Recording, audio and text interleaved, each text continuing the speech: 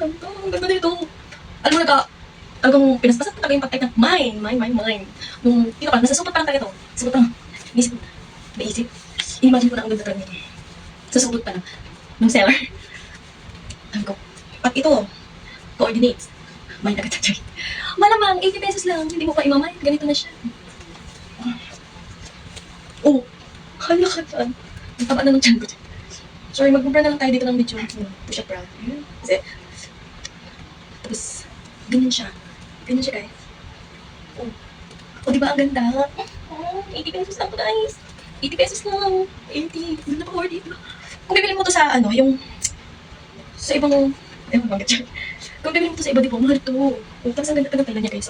Oh, ganda. Ang lambot. Di ba? Hala ka. Ang ganda. Oh, kahit wala kang shape, magkakaroon ka ng shape. Oh, pak. Hindi ako siya dumaigit. May tao kasi sa labas. Ang ganda. Sino ka dyan? Yun lang. Bye. Isa pa. Bye.